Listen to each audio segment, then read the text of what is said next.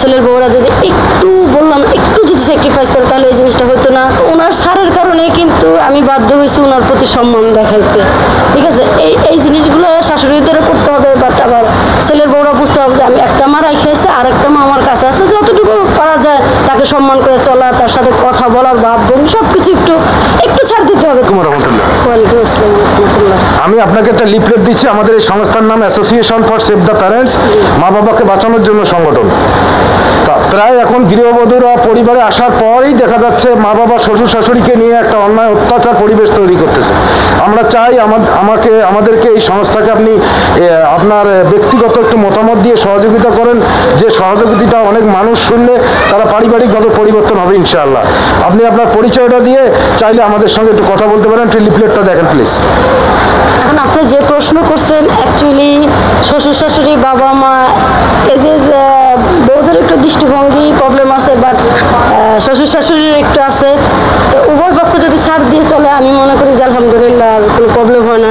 যেমন ধরেন আমি মনে করি যে আমার শাশুড়ি যেমন উনি আমাদের জন্য যতটুকু ছাড় দিছে, 7টা জন্ম নিলে তারপরে ওনার মতো একজন শাশুড়ি পাওয়া যায়, এটা আমি মনে করি আর কি। ওনার ছাড়ের কারণে কিন্তু আমি বাধ্য হয়েছি ওনার প্রতি সম্মান দেখাইতে।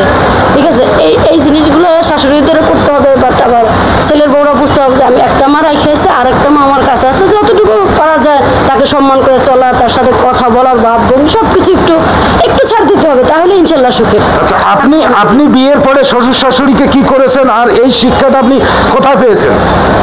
আমার এই শিক্ষাটা আমার শাশুড়ি দিছে। আমি আমার শাশুড়ির কাছে খুব বেশি দিন থাকতে পারি নাই, বাট কয়েকটা বছর ছিল উনি আমার কাছে। কিন্তু তারপর এইটুকু সময়ের মধ্যে আমাদের বউ আর শাশুড়ির মধ্যে যে বোঝাপড়াটা ছিল, আমি মনে করি যে 100টা বউ শাশুড়ির মধ্যে ওইটা নাই। আচ্ছা, আপনি শাশুড়ি হলে কি করবেন আর আপনি আপনার ছেলের বউকে কিভাবে দেখবেন? আমি আমার শাশুড়ির মতো হইতে চাই। যেমন আপনার শাশুড়ি কেমন ছিল? বললাম না যে 7টা জন্ম যদি আমি আবার জন্ম নেই তাহলে একটা শাশুড়ি হয়তো বা এরকম পাইতে পারি, পাবো কিনা জানি না, পাইতে পারি। আপনার শাশুড়ির এমন কোনো স্মৃতি মনে আছে যা আপনাকে আজও কাঁদায়?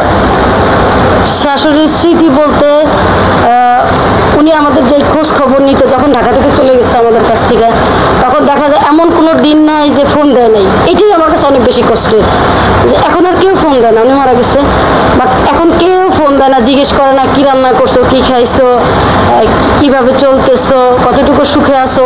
ফার্স্টে ফোন দিয়েই বলতো যে কি গো মা কেমন আছো, কতটুকু সুখে আছো। ওই কথাটাই তো এখন কেউ বলে না আমাকে।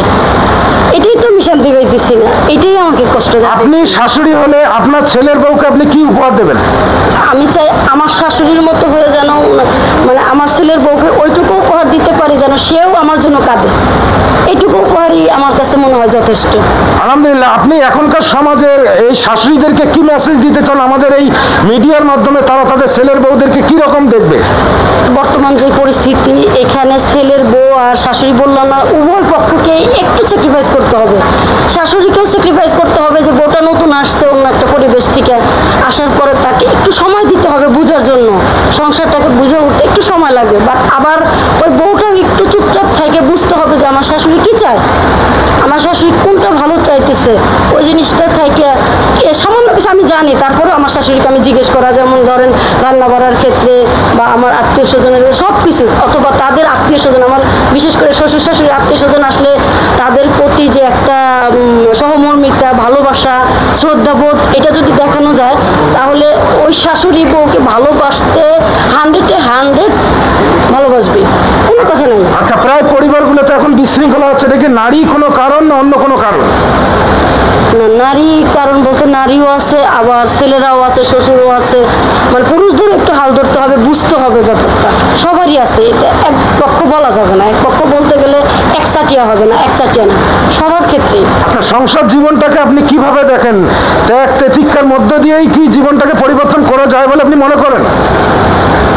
সবসময় ত্যাগ না, আবার সবসময় যে আমি সবটাই পাবো সেটা না, ত্যাগও করতে হবে, আবার আমি কিছু পাবো এটাও আমার আদায় করে নিতে হবে সংসারের থেকে। আমার নিজেরটা নিজেকেই করতে হবে, অন্যর আশায় বসে থাকলে হবে না। আপনারা কয় ভাই বোন? আমি একটা। আচ্ছা, আপনার মা বাবা, আপনার শ্বশুর, আপনার দাদা দাদিকে কেমন দেখতেন? আমার দাদা দাদি আমি দেখি নাই, আর আমার মা একাই ছিল, উনিও একাই ছিল, ঠিক আছে। ওনার হিসাবে শ্বশুর শাশুড়ি পায় নাই, শাশুড়ি অল্প কিছুদিন পাইছে, বাট ওটা ভালোই ছিল। যে সন্তানরা মা বাবাকে বৃদ্ধাশ্রমে দিচ্ছে, অবজ্ঞা অবহেলা অসম্মান করতেছে, তাদের ব্যাপারে এই জাতির উদ্দেশ্যে আপনার কি মেসেজ? এক্ষেত্রে অবশ্যই আমি বলতে চাই যে এই যে বৃদ্ধাশ্রম ব্যাপারটা, ছেলে মেয়ে বা বউয়েরা, ছেলের বউয়েরা যদি একটু বললাম একটু যদি স্যাক্রিফাইস করে তাহলে এই জিনিসটা হতো না। আর শ্বশুর শাশুড়িও যদি একটু স্যাক্রিফাইস করতো ছেলের বউর জন্য, শ্বশুর শাশুড়ি অনেক মনে করে যে আমরা শ্বশুর শাশুড়ি কেন আমরা এটা করবো না, আমাদের অধিকার, ছেলে বড় করছি, মানুষ করছি, এই করছি সেই করছি।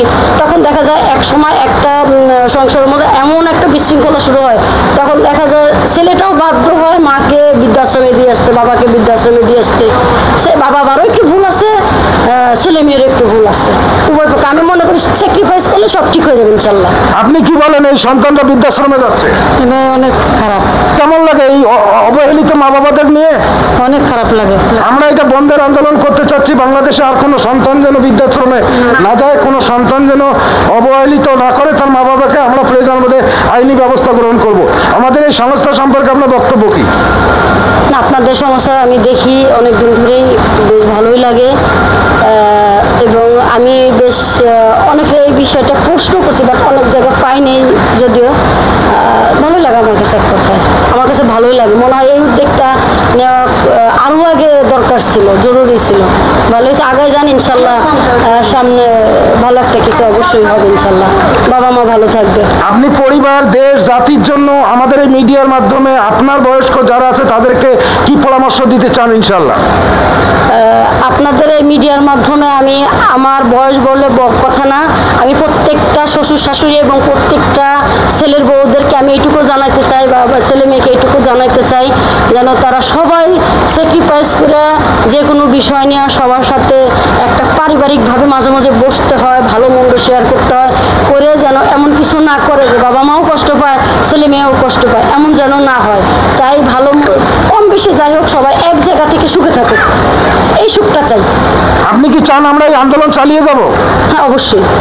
আপনি কি একান্নবর্তী পরিবার পছন্দ করেন না ভিন্নতা পছন্দ করেন? কোনটা পছন্দ করেন আপনি? আমি একত্রে থাকতেই পছন্দ করি। একত্র থাকতেই পছন্দ করেন? প্রিয় দর্শক শ্রোতা, দেশে প্রবাসে যে যেখান থেকে আমাদের এই ভিডিওটা দেখছেন, আজকে এই আপুর সঙ্গে আমরা অনেক সাক্ষাৎকার নিলাম। দেখেন ওনার একটাই বক্তব্য, আসলে স্যাক্রিফাইস ছাড়া পরিবারগুলোকে একত্রিত রাখার কোনো বিকল্প নাই। কাজেই যে যেখান থেকে যে অবস্থা থেকে আমাদের এই ভিডিওটা দেখছেন, একটা মনে রাখতে হবে আমরা কেউ ফেরেশতা হয়ে দুনিয়াতে আসিনি, কম বেশি সকলের ভুল আছে, ভুলের মাঝেই আমাদেরকে বেঁচে থাকতে হবে, আমাদের জীবন পাত করতে হবে। অতএব আমরা যেন উভয়ের সম্পর্কের জায়গা থেকে স্যাক্রিফাইস করি, আগামী দিনে কিভাবে পরিবারগুলোকে সুন্দর করা যায়, কিভাবে আমাদের এই পরিবারগুলো সামনের দিকে একত্র করা যায়, একত্র করে বৃদ্ধাশ্রম মুক্ত বাংলাদেশ করা যায়, এই আশাবাদ ব্যক্ত রেখে বিদায় নিলাম। আসসালামু আলাইকুম ওয়া রাহমাতুল্লাহ।